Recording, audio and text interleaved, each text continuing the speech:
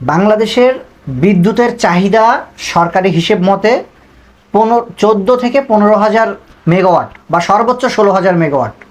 এই যে তীব্র গরম গেল গত 2 দিন আগে, 1-1.5 সপ্তাহ ধরে যেই হিট ওয়েভ গেল, এর ভিতরে সর্বোচ্চ চাহিদা এসেছিল 14,000 প্লাস, যেটা আমরা পত্রিকার মাধ্যমে দেখেছি। আর বাংলাদেশে বিদ্যুৎ উৎপাদনের সক্ষমতা আছে 28,000 প্লাস। 28,000 মেগাওয়াট বিদ্যুৎ উৎপাদন করার সক্ষমতা তৈরি করে রেখেছে সরকার। এখন প্রশ্ন হচ্ছে, বিদ্যুৎ কি বোতলে ভরে রাখার জিনিস নাকি ড্রামে ভরে রাখার জিনিস? আপনি বিদ্যুৎ উৎপাদন করে কি ড্রামের বোতলে বোতলে ভরে রাখবেন যে আমার প্রয়োজন যতটুকু হয়েছে, আমার 2 ব্যারেল দরকার, আমি 5 ব্যারেল উৎপাদন করেছি, 2 ব্যারেল কাজে লাগাচ্ছি, 5 ব্যারেল আগামীকাল, 3 ব্যারেল আগামীকাল কাজে লাগাবো? এটা কি সম্ভব? সম্ভব না। তাহলে চাহিদার তুলনায় দ্বিগুণ ক্যাপাসিটি তৈরি করে রাখার মানেটা কি? প্রশ্ন, জনগণের প্রশ্ন। এটা বিভিন্ন পত্রিকায় যে নিউজগুলো হয়, এই নিউজের কমেন্ট বক্সে এই প্রশ্নগুলো আসে। আমি সেই প্রশ্নগুলো শুধুমাত্র আপনাদেরকে জানাচ্ছি। যদি আমার 14,000 মেগাওয়াট বিদ্যুতের প্রয়োজন হয়, তাহলে আমার 28,000 মেগাওয়াট বা 30,000 মেগাওয়াট ক্যাপাসিটি করে লাভটা কি? তাদেরকে নিশ্চিত বসিয়ে বসিয়ে এই ক্যাপাসিটি চার্জ দিতে হবে। ক্যাপাসিটি চার্জ তো তাদেরকে দিতে হবে।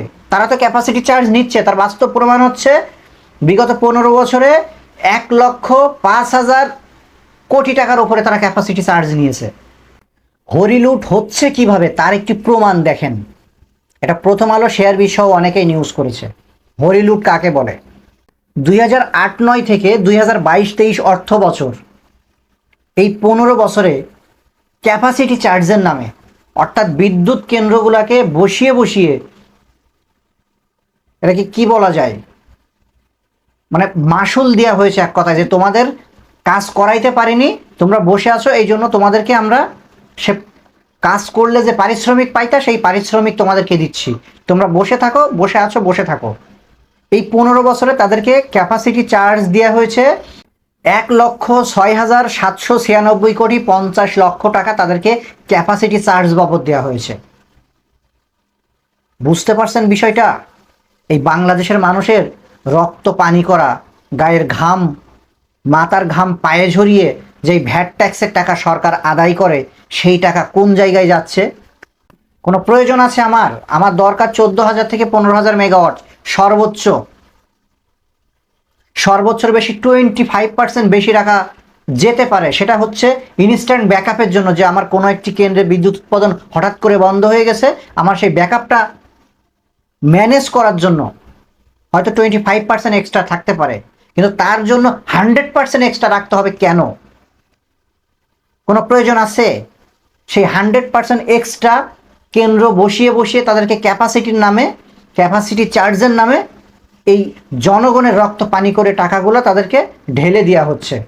সেই টাকা নিয়ে তারা এখন নদীর ভিতরে সাইনবোর্ড গাড়ছে, নিজস্ব সম্পত্তি বলে দাবি করছে। সাংবাদিকদের প্রশ্নের মুখে বলছে ওরা আগে চর ছিল, সেখানে সাইনবোর্ড লাগানো হয়েছে, বৃষ্টিতে নদীর পানি বৃদ্ধি পাওয়ার ফলে মনে হচ্ছে নদীর ভিতরে সাইনবোর্ড। আদে ওটা নদী না, ওরা হচ্ছে চর। এই ধরনের কথা বলছে সামিট গ্রুপ। 2008-9 অর্থ বছর থেকে 2017-18 অর্থ বছর, এই বিগত 10 বছরে ক্যাপাসিটি চার্জ বাবদ পরিশোধ করা হয়েছে কত? 43,333 কোটি 83 লাখ টাকা।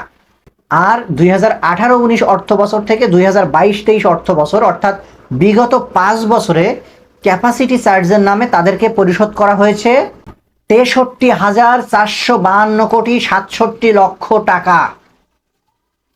বিগত 10 বছর যেই ক্যাপাসিটি চার্জ পরিশোধ করা হয়েছে, তার চাইতে বেশি এই সাম্প্রতি 5 বছর, 2008-9 অর্থ বছর থেকে 16-17 অর্থ বছর পর্যন্ত যেই ক্যাপাসিটি চার্জ তাদেরকে পরিশোধ করা হয়েছে, তার চাইতে বেশি দিতে হয়েছে বিগত 5 বছরের জন্য। বিদ্যুৎ কেন্দ্রে বিগত 15 বছরে যত ব্যয় হয়েছে, তার সিংহভাগ অর্থাৎ 81%, 81% গিয়েছে শুধুমাত্র ক্যাপাসিটি চার্জে। বাংলাদেশ সরকার 100 ভাগের ভিতরে 81 ভাগ ক্যাপাসিটি চার্জ পরিশোধ করেছে মাত্র।